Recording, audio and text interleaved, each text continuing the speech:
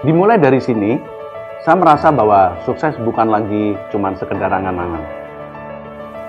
Dimulai dari sini, saya mulai bertemu dan mempelajari ilmu ekonomi dan bisnis dari dosen-dosen yang profesional dan dosen-dosen yang benar-benar ahli di bidang ekonomi dan bisnis. Dimulai dari sini, saya diajarkan bagaimana menjadi seorang pebisnis yang handal dan terampil. Dimulai dari sini, saya mulai mengerti bagaimana merencanakan sebuah plan agar dapat direalisasikan dengan baik. Selain itu, dimulai dari sini, saya mulai mengerti bagaimana kesulitannya untuk menjadi seorang owner perusahaan yang harus mempertahankan, mengembangkan daripada usaha ini. Apalagi di tengah-tengah persaingan yang berat, dan lagi saya juga merintis karir sebagai karyawan Bank Jateng. Jadi dalam situasi ini saya harus berusaha dua-duanya, karir yang sukses dan usaha yang sukses pula. Sukses bagi saya sih adalah apa yang kita inginkan, apa yang kita cita-citakan bisa tercapai. Tidak mudah sih memang kalau mengingat banyak hal yang telah saya lalui baik suka maupun duka. Kadang teringat sih masa-masa kuliah saat bagaimana saya berjuang hingga menjadi seperti sekarang ini. Peningkatan skill dan kompetensi diasah melalui pelatihan-pelatihan dan praktikum-praktikum di kampus yang sangat berguna sekali untuk perkembangan karier saya saat ini. Itu menjadi bekal yang sangat berharga untuk saya bisa menjadi sukses. Kegiatan kemahasiswaan memupuk percaya diri saya, sehingga menjadi bekal saya dalam berkarya di dunia kerja. Pendidikan di sini sangat berkualitas, mulai dari dosen, fasilitas pembelajaran, tidak heran akreditasinya bagus. Sukses kami dimulai dari sini. Sukses kami dimulai dari sini. Sukses kami dimulai dari sini.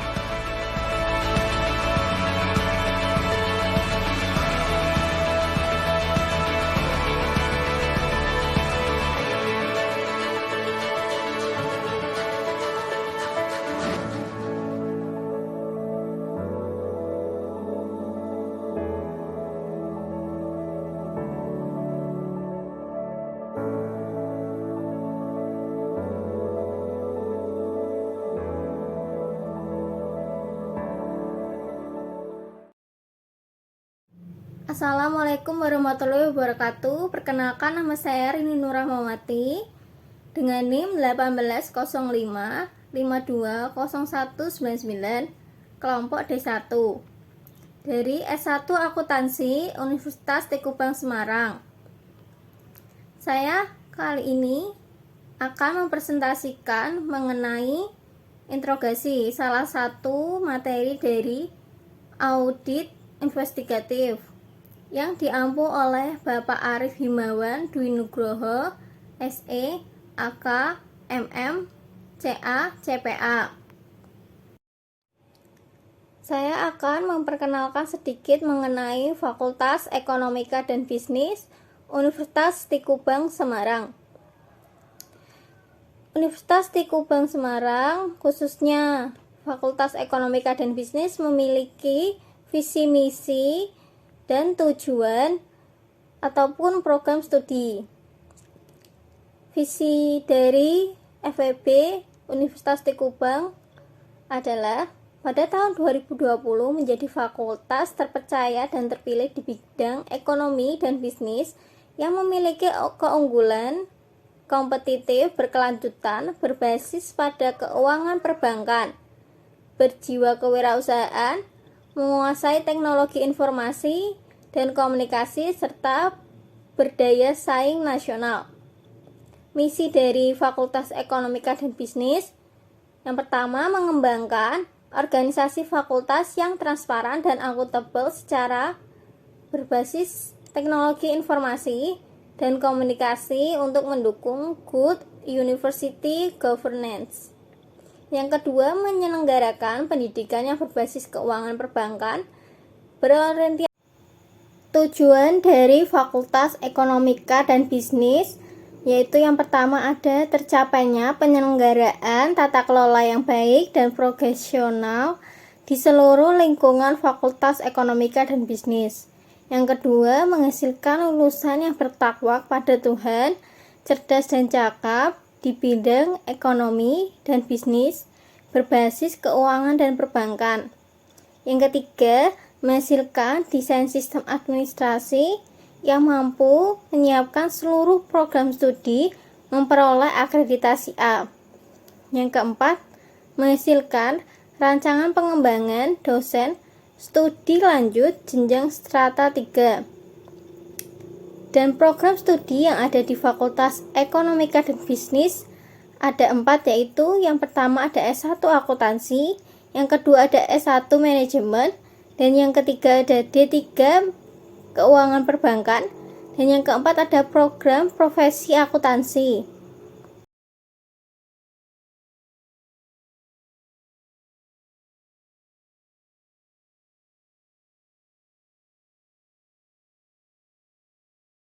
Wawancara dan interogasi merupakan suatu teknik atau alat investigasi yang sangat penting.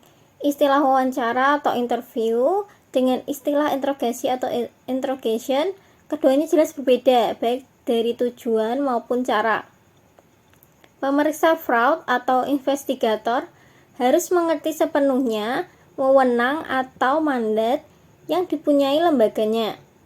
Investigator di suatu lembaga tertentu mungkin hanya bisa melakukan wawancara, tetapi tidak berwenang melaksanakan interogasi. Sementara investigator di lembaga lain boleh melakukan keduanya. Ini merupakan alasan lain investigator perlu memahami makna wawancara dan interogasi. Perbedaan dari wawancara dan interogasi yaitu kedua istilah wawancara dan interogasi sering digunakan sebagai sinonim. Hal ini umumnya karena ketidaktahuan. Ada juga penyidik yang mengerti makna kedua istilah wawancara dan interogasi, tetapi sengaja menggunakannya secara keliru. Misalnya, untuk memberi kesan kepada majelis hakim bahwa ia tidak menggunakan kekerasan, maka ia menggunakan istilah wawancara, padahal istilah interogasi lebih tepat untuk menggambarkan tindak pemeriksaan atau investigasinya.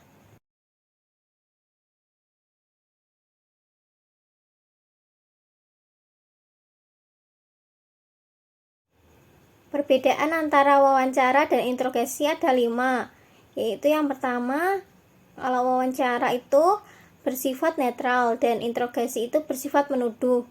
Yang kedua, dalam wawancara yaitu tujuannya untuk mengumpulkan informasi, sedangkan dalam interogasi tujuannya untuk mengetahui yang sebenarnya. Dan yang ketiga, dalam wawancara yaitu dilakukan pada awal investigasi. Sedangkan untuk interogasi dilakukan sesudah mempunyai keyakinan yang memadai. Yang keempat, untuk wawancara yaitu dilakukan dalam berbagai lingkungan dan suasana. Sedangkan untuk interogasi dilakukan dalam lingkungan yang terkontrol dan terkendali. Yang kelima, untuk wawancara yaitu membuat catatan wawancara formal. Dan untuk interogasi yaitu tidak boleh membuat catatan. Setelah mengetahui perbedaan antara wawancara dan interogasi, saya akan menjelaskan materinya yaitu yang tentang interogasi, penjelasan umumnya.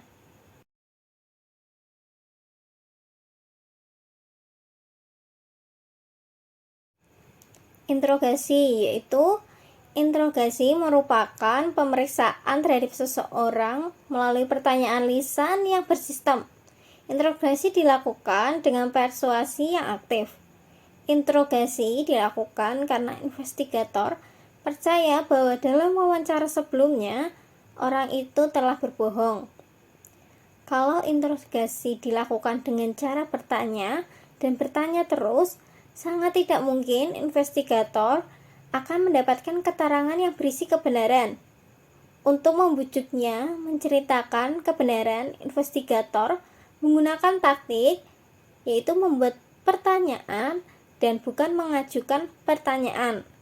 Taktik ini akan mendominasi seluruh interogasi.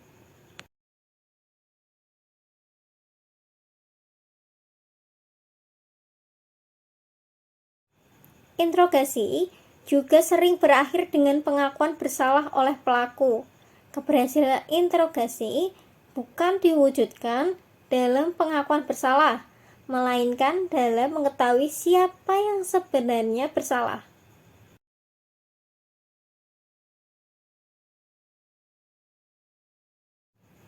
Selanjutnya yang kedua ada langkah-langkah di dalam interogasi.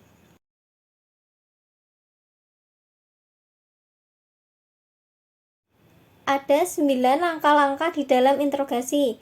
Yang pertama ada direct, positive, confrontation. Yang kedua ada interrogation them. Yang ketiga ada handling, denial. Yang keempat ada overcoming objection. Yang kelima ada keeping the suspect attention. Yang keenam ada handling the suspect passive mood. Yang ketujuh ada presenting the alternative question. Yang kedelapan ada bringing the suspect into the conversation. Yang kesembilan ada the written convention. Selanjutnya saya akan menjelaskan satu persatu dari langkah-langkah interogasi ini.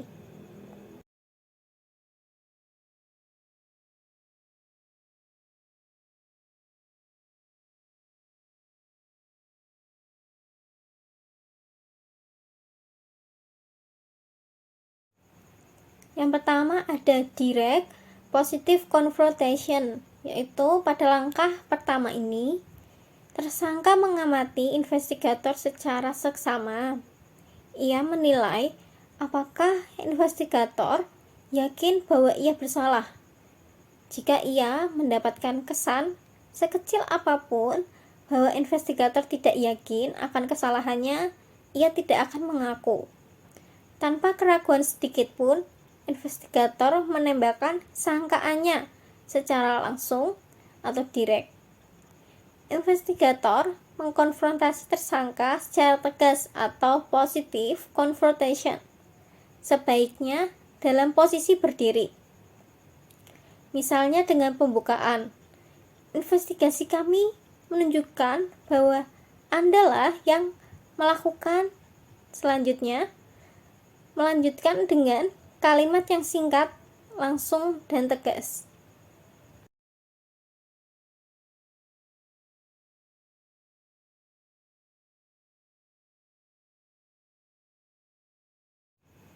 Selanjutnya dalam direct positive confrontation, yaitu perhatikan investigator mengawali interogasinya dengan pertanyaan yang mengesankan. Ia yakin dengan seyakin-yakinnya bahwa tersangka bersalah.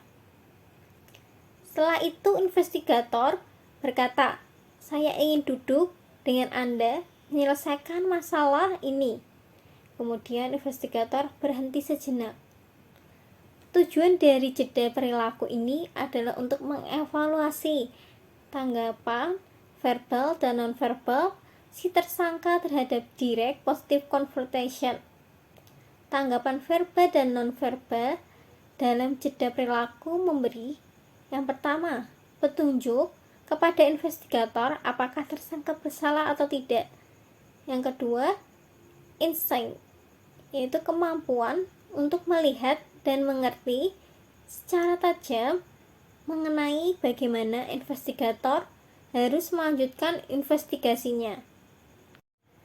Tersangka yang setelah mendengarkan sangkaan yang ditujukan kepadanya, tersangka bisa menanggapinya dengan apa yang Anda maksudkan atau Anda bilang apa, seolah-olah ia tidak mengerti dan tidak mendengarkannya. Dia sedang mengulur-ngulur waktu.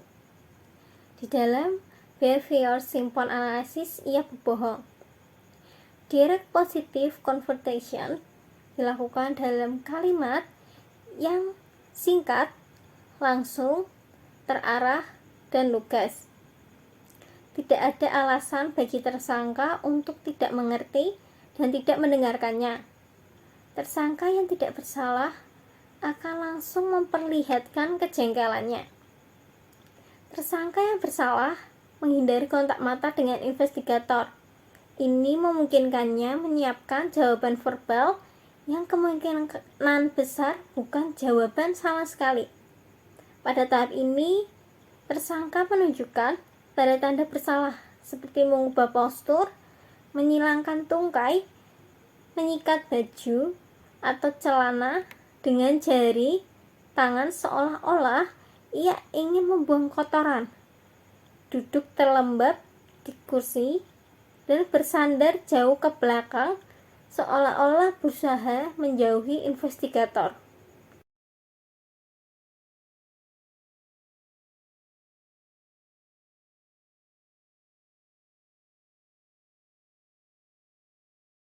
Langkah yang kedua ada interrogation them. Satu perbedaan yang penting antara tersangka yang bersalah dengan tidak bersalah adalah pembenaran atau justification untuk melakukan kejahatan. Tersangka yang bersalah melakukan pembenaran ketika atau sebelum melakukan kejahatan, melemparkan kesalahan menjauhi dirinya sendiri, dan menginternalisasi pembenaran untuk perilaku yang menyebabkan kecemasan adalah naluri ilmiah manusia. Interrogation them pada langkah 2 sebenarnya memperkuat pembenaran yang sudah dibuat tersangka. Karena itu mudah sekali mengungkapkan denial atau penyangkalan dari tersangka dalam interogasi. Tersangka menangkap them yang ditawarkan investigator. Selanjutnya ada contoh di dalam pembenaran dengan interrogation them. Investigator menanyakan, dalam hal apa Anda bisa tergoda untuk melakukan mengambil uang perusahaan yang pemiliknya sudah Anda kenal berpuluh-puluh tahun? Kemudian tersangka menjawab dengan, saya harus benar-benar kepepet atau putus asa. Tema yang ditawarkan investigator adalah tersangka mencuri uang karena kebutuhan akan uang yang sangat mendesak. Melalui pertanyaan yang ditunjukkan investigator ini, ia sebenarnya menawarkan jalan keluar bagi tersangka. Tersangka yang bersalah sudah membuat atau mencari pembenaran sebelum atau ketika ia melakukan kejahatan. Pertanyaan investigator yang berisi tema tertentu atau interrogation them langsung ditangkap tersangka yang bersalah. Tema-tema itu bisa berupa keadaan keuangan mendesak, manusia lain, atau keadaan sebagai kambing hitam. Semua orang juga berbuat begitu, dan lain-lain.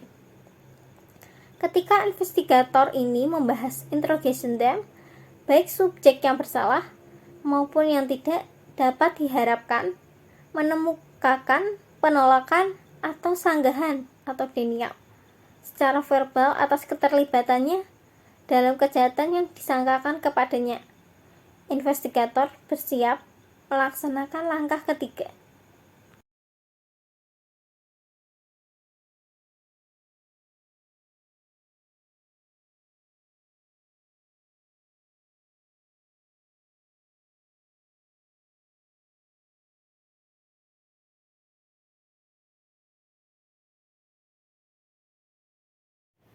Langkah yang ketiga ada handling denial. Bagi investigator tidak mudah untuk mendapatkan pengakuan dari tersangka. Tersangka yang bersalah dan yang tidak bersalah akan memberikan penyangkalan atau denial. Penyangkalan dapat dilakukan secara verbal seperti berkata, tidak, aku tidak melakukannya, atau dalam bentuk nonverbal seperti menggelengkan kepala. Penyangkalan pada dasarnya adalah pernyataan bahwa tuduhan itu palsu, tidak benar, keliru, salah alamat, dan seterusnya. Tahap penyangkalan merupakan tahap yang sangat menentukan. Kalau penyangkalan tidak ditangani dengan keahlian dan pengalaman, seluruh langkah berikutnya akan sia-sia. Karena itu, tujuan utama dalam langkah 3 adalah mencegah tersangka meluncurkan penyangkalan yang tidak perlu dan sebenarnya hanya akan mengganggu perhatiannya dari tema interogasi dan upaya investigator selanjutnya untuk mengungkapkan kebenaran. Kemudian, ada satu kenyataan hidup yang merupakan bagian alamiah manusia, yaitu semakin sering tersangka memberikan penyangkalan, semakin berkurang kemungkinan ia menyatakan kebenaran. Kenyataan ini sebenarnya bukan saja penting untuk langkah 3 dan selanjutnya, tapi juga untuk langkah-langkah sebelumnya.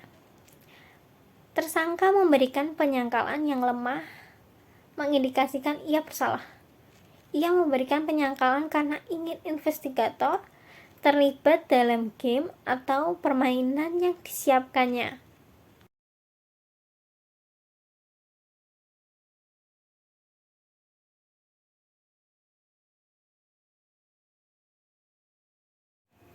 Untuk selanjutnya, yaitu investigator harus cekatan meluncurkan pernyataan atau transition statement.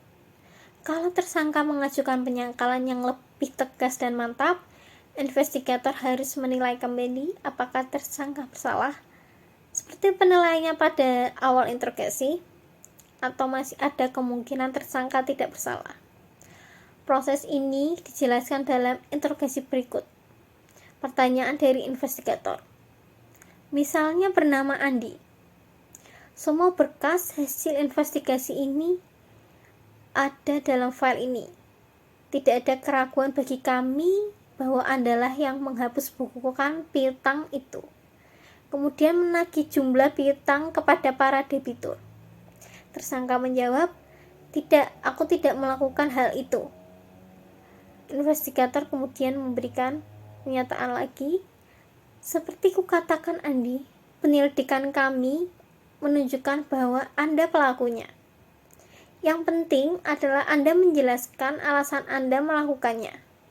Saya baru berbicara dengan seseorang yang mengetahui tentang penghapus bukuan piutang ini." Kemudian, perhatikan ketika mendengar jawaban tegas. Investigator akan melakukan 3 hal. Yang pertama, ia akan menegaskan kembali ketidakraguannya bahwa si Andi yang melakukannya.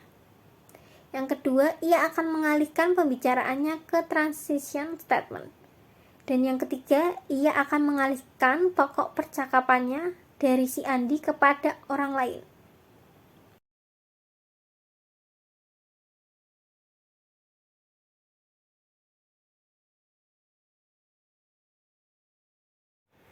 Selanjutnya ada langkah keempat, yaitu overcoming objection.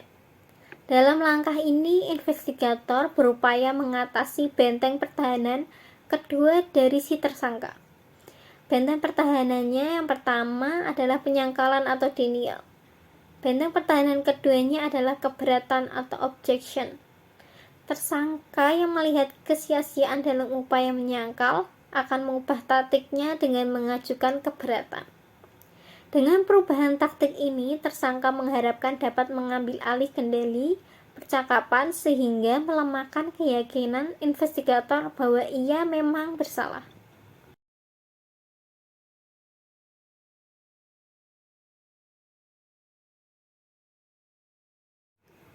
Perubahan taktik ini umumnya berupa pengajuan alasan tuduhan yang dikemukakan investigator itu salah.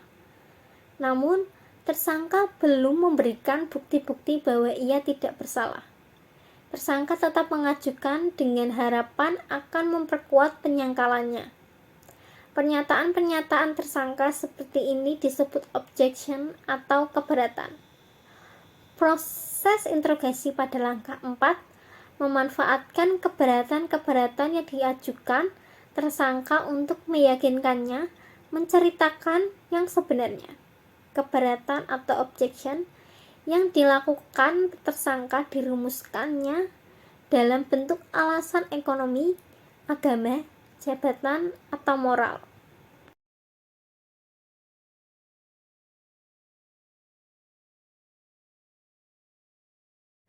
Overcoming objection terdiri atas 3 hal. Yang pertama ada mengenali keberatan, dan yang kedua menghargai keberatan, dan yang ketiga membalikan keberatan. Yang pertama ada mengenali keberatan. Keberatan terkadang dapat dikenali dengan mudah. misalnya dalam kasus fraud yang melibatkan petugas atau pejabat bank.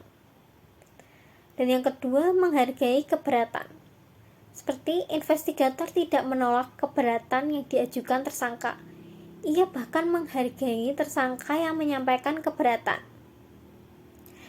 Investigator tidak boleh membantahnya. Investigator harus bersikap seolah-olah ia memang sedang menunggu-nunggu tersangka mengajukan keberatan. Tidak boleh ada kesan investigator terusik atau tersinggung ketika tersangka menyampaikan keberatan. Dan yang ketiga ada membalikkan keberatan. Investigator harus memanfaatkan keberatan yang diajukan tersangka, kemudian membalikkan keberatan itu dan kembali ke tema interogasi.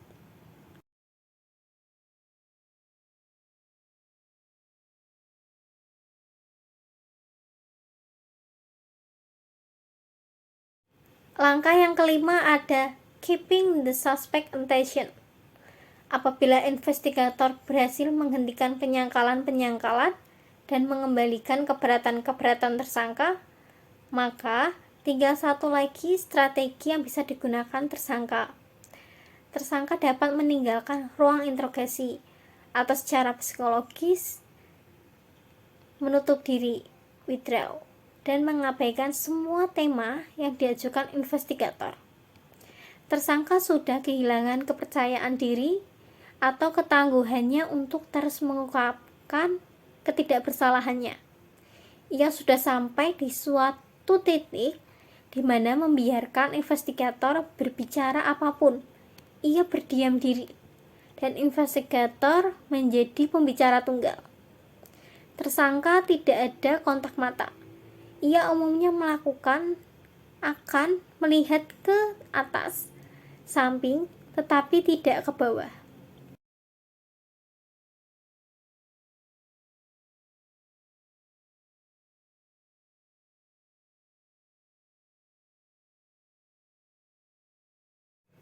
Pada tahap ini, kedekatan fisik, jarak kursi investigator dan tersangka, serta kontak mata sangat penting. Perilaku verbal dari investigator juga sangat menentukan dalam mempertahankan momentum ini. Kedekatan secara fisik akan mendekatkan tersangka secara psikologis kepada investigatornya. Investigator harus mendekati tersangka secara hati-hati. Investigator berupaya melibatkan kembali tersangka ke dalam percakapan. Salah satu cara adalah membuat pertanyaan yang bersifat hipotesis dan membujuk tersangka untuk menjawabnya. Pertanyaan-pertanyaan hipotesis harus menyentuh aspek positif dari tersangka. Untuk alasan psikologis, investigator tidak boleh menanyakan konsekuensi nyata yang tersangka ingin menghindarinya.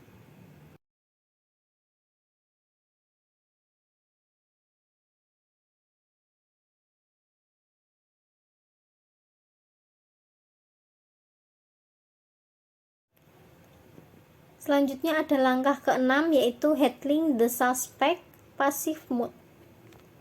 Yaitu pada tahap ini tersangka menyadari bahwa kebohongannya tidak menghasilkan keinginannya tadi.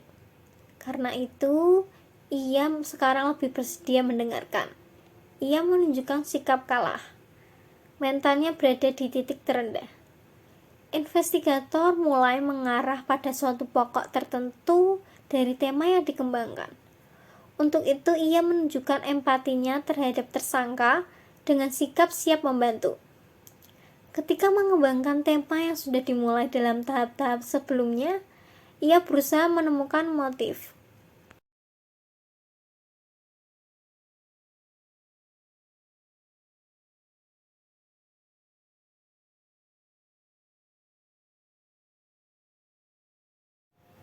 Selanjutnya, ketika tersangka menunjukkan tanda-tanda memasuki passive mode, investigator berusaha mendekatkan kursinya dan melanjutkan dengan mencari motif. Ketika mengulang-ulang kemungkinan penyebab tersangka melakukan perbuatannya secara simpatik, investigator mengajukan pertanyaan. Investigator harus terus mengulangi prosedur sampai ia melihat adanya tanda-tanda resignation. Perubahan mood dari withdraw ke resignation merupakan indikasi yang sangat penting.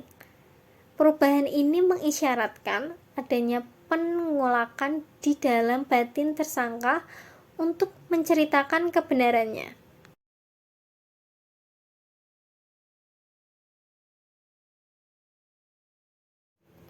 Ada 4 tanda-tanda fisik yang menunjukkan resignation. Yang pertama ada perubahan dalam posisi lengan dan tungkai.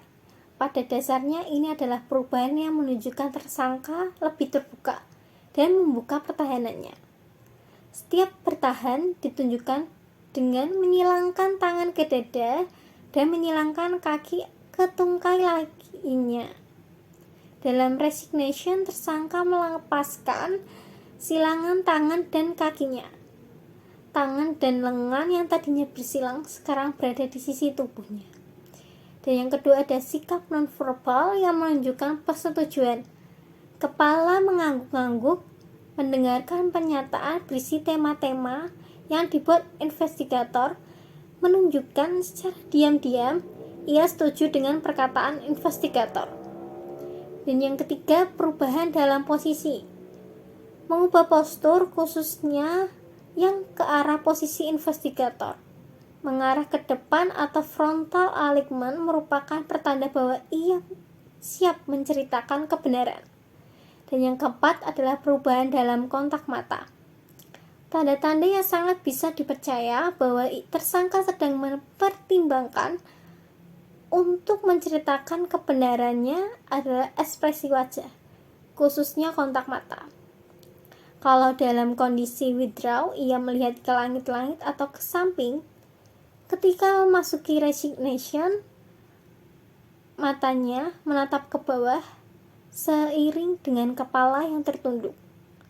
Perubahan mata menandakan bahwa tersangka dalam feeling mode. Tersangka dalam suasana batin yang penuh perasaan. Ia mengalami emosi yang signifikan.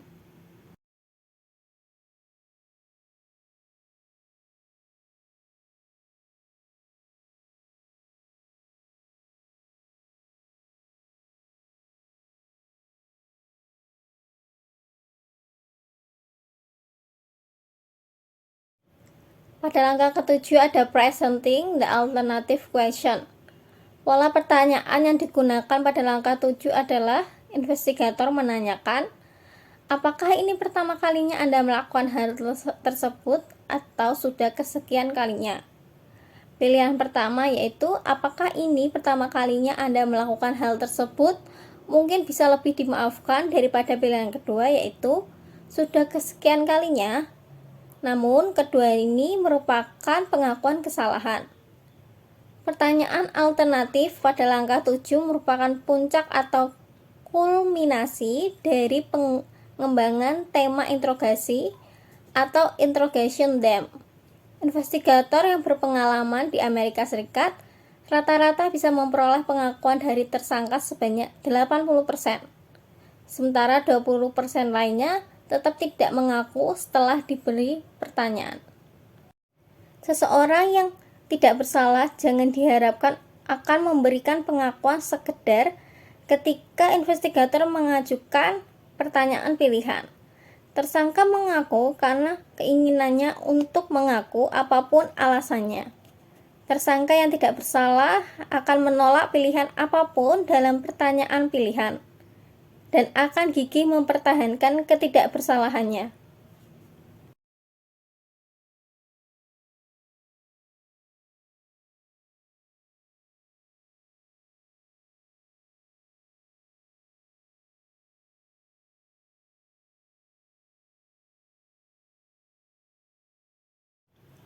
Pada langkah ke-8 ada bringing the suspect into the conversation. Dalam langkah ini, tersangka diarahkan untuk menceritakan perincian dari perbuatannya, yang pada akhirnya akan dirumuskan menjadi pengakuan yang bisa diterima sebagai bukti hukum. Istilah tersangka diarahkan untuk menceritakan perincian dari perbuatannya tidaklah berarti bahwa investigator menyodorkan skenario dan tersangka tinggal mengiyakan.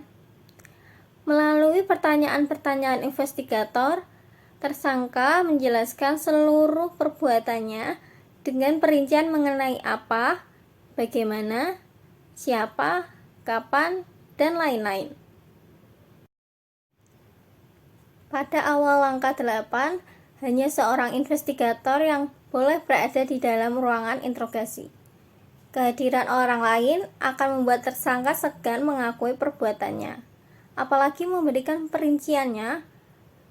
Ketika investigator puas dengan pengakuan lisan dan perincian dari pengakuan lisan, investigator meminta investigator lain menyaksikan pengakuan lisan tersangka. Kalau ada investigator kedua yang menyaksikan pengakuan lisan, maka tersangka umumnya tidak akan menolak memberikan pengakuan tertulis dalam langkah 9.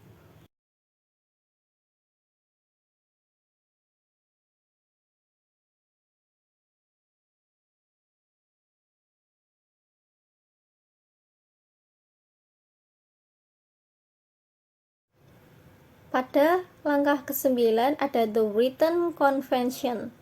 Pada puncaknya, tersangka memberikan pengakuan secara tertulis. Di Indonesia sendiri, investigator sering melakukan interogasi sambil mengetikkan jawaban tersangka menurut persepsi investigator. Pada akhir investigasi, tersangka diminta untuk menandatangani berita acara pemeriksaan oleh investigator. Kelemahan dari cara ini adalah pengakuan tertulis ini tidak menggunakan atau tidak sepenuhnya menggunakan kata-kata, kalimat, atau bahasa tersangka. Kemudian hari, tersangka menyangkal memberikan pernyataan itu. Penyangkalannya lebih mudah diterima oleh orang-orang yang mendengarkan bicara di pengadilan karena struktur kalimat dan ungkapan bahasanya berbeda dengan apa yang tertulis dalam berita acara.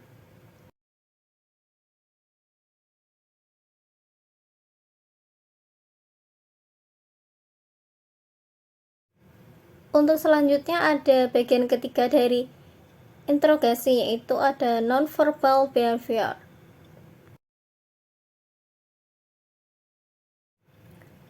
Non-verbal behavior adalah makna ucapan kita diperkuat dan dimodifikasi oleh bahasa tubuh oleh non-verbal behavior atau isyarat-isyarat non-verbal.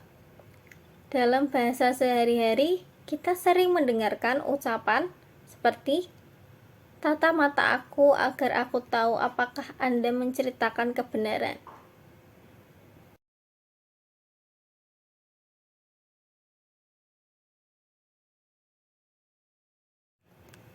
Banyak penelitian sosial menunjukkan bahwa 70% dari pesan-pesan yang dikirimkan dalam komunikasi antar manusia terjadi pada tingkat nonverbal. Statistik itu hanya mencerminkan betapa besarnya pesan yang disampaikan melalui gerakan tubuh. Ada 4 perilaku nonverbal yang akan dibahas. Yang pertama ada postur, yang kedua ada gerak tangan, yang ketiga ada gerak kaki, dan yang keempat ada mimik muka dan kontak mata.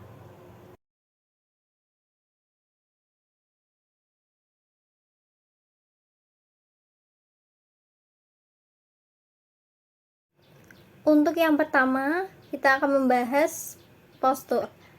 Postur atau sikap ketika diwawancara mengungkapkan keterlibatan emosionalnya, seperti rasa percaya diri, minat, seperti apakah dia berminat, pikirannya melayang atau cuek.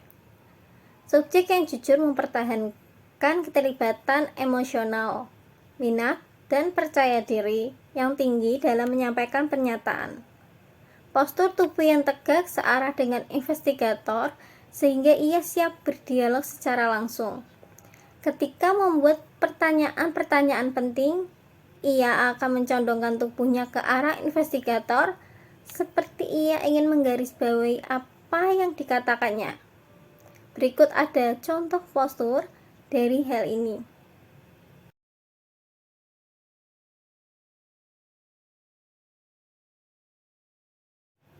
Di sini ada contoh postur dari tersangka siap untuk berdialog. Dan yang kedua ada postur untuk subjek yang telah berbohong. Terlihat dari gerakan lambat, seakan tidak berjiwa, terjerembab dalam kursinya, atau istilah bahasa Inggrisnya disebut sloth. Meskipun ia berada di dalam ruangan interogasi, ia terkesan berada di tempat lain yang sangat jauh di sana dan tampak tidak berminat dengan interogasi. Tubuh serta kursinya menjauhi investigator.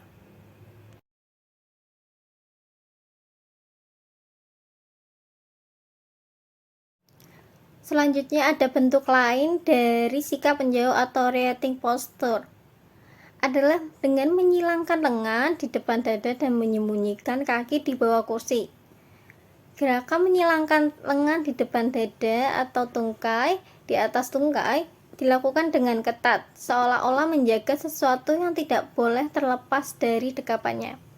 Dan selanjutnya ada barrier posture, yaitu seolah-olah ada tembok penghalang atau barrier yang ingin dipasangnya di antara dia dan investigator. Perilaku nonverbal yang paling mengungkapkan subjek berbohong adalah kemampuannya yang mempertahankan postur tadi selama wawancara berlangsung, bersifat statis dan tidak berubah.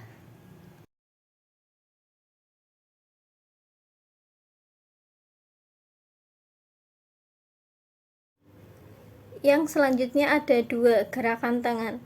Sebagai tanggapan atas pertanyaan dari investigator, subjek dapat melakukan 3 jenis gerakan tangan. Yang pertama, subjek tetap tidak melibatkan dirinya, tidak ada gerakan tangan sama sekali. Ini merupakan tanda bahwa ia tidak mempunyai percaya diri terhadap jawaban yang sudah atau akan diberikannya, atau ia memandang pertanyaan-pertanyaan itu tidak penting.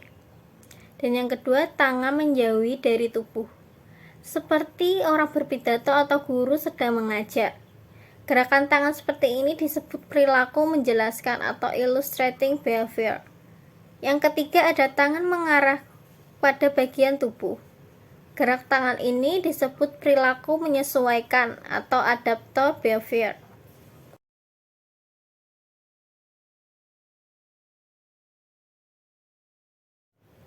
Selanjutnya saya akan menjelaskan illustration behavior.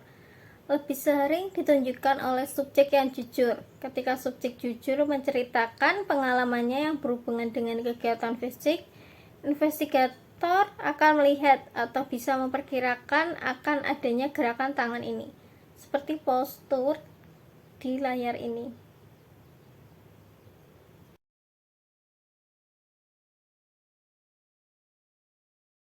Selanjutnya ada adaptor behavior. Ada 4 kategori yang dibagi. Yang pertama ada grooming gesture, gerakan mempersolek atau merapikan diri. Contohnya adalah menyisir atau membetulkan letak rambut, menggosok-gosok atau mengebas-gebaskan baju dan celana, seperti membuang kotoran, pasir, dan debu. Mengambil sesuatu dari lengan baju, memeriksa kuku, merapikan dasi atau kaos kaki, dan lain-lainnya. Yang kedua ada personal gesture, gerakan yang bersifat pribadi. Contohnya adalah gerakan yang berkaitan seperti menggaruk tangan, daun telinga, lubang telinga, dan lain-lain. Namun kali ini tanpa adanya rasa gatal. Yang ketiga ada protective gesture, yaitu gerakan melindungi atau berlindung. Misalnya tangan diletakkan di pipi untuk mendukung atau menopang kepala. Gerakan ini mencerminkan keterlepasan emosional subjek dari apa yang sedang berlangsung.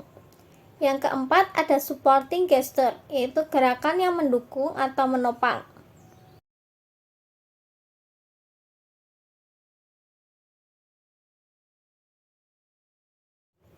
Untuk selanjutnya ada contoh dari gerakan grooming gesture dan personal gesture.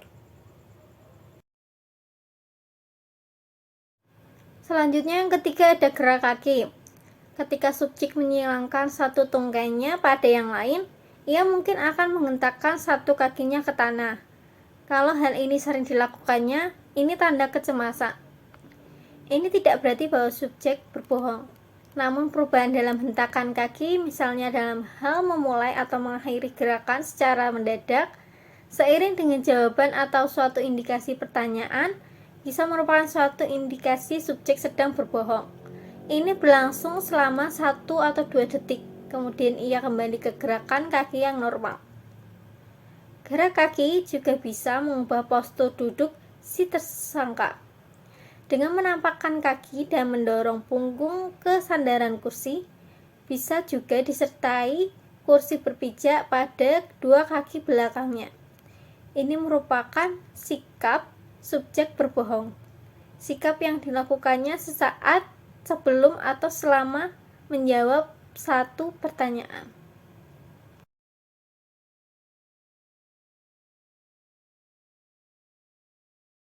Perilaku keempat dari nonverbal adalah mimik muka dan kontak mata. Berbagai ekspresi atau mimik muka disebabkan oleh subjek yang khawatir bahwa kebohongannya akan terungkap. Ketidakpastian apakah ia akan berhasil menutup-nutupi kebohongannya, atau mungkin kesadarannya bahwa kebohongannya sudah terungkap, sehingga ia siap mengakui kesalahannya. Kenyataan bahwa ekspresi mukanya berubah sebenarnya sudah merupakan indikasi bahwa ia berbohong. Sebaliknya, tidak adanya ekspresi mengindikasikan subjek itu jujur. Kontak mata antara subjek dan investigator merupakan salah satu perilaku nonverbal yang sangat penting untuk dievaluasi. Dalam budaya barat, kontak mata secara timbal balik menandakan keterbukaan, jujur apa adanya atau candor, dan trust. Subjek yang pembohong tidak berani atau enggan menatap mata investigator. Subjek berkurang kecemasannya jika tidak memandang investigator. Subjek bahkan menantang investigator seperti menatap lama. Subjek yang jujur tidak khawatir untuk menatap.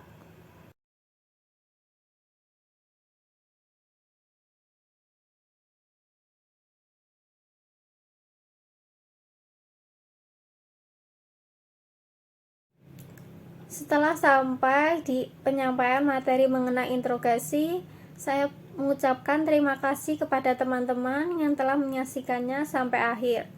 Saya ingin memberikan salah satu motivasi dari Wayne Dyer.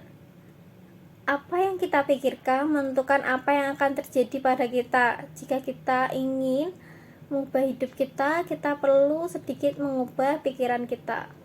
Terima kasih. Sampai jumpa lagi.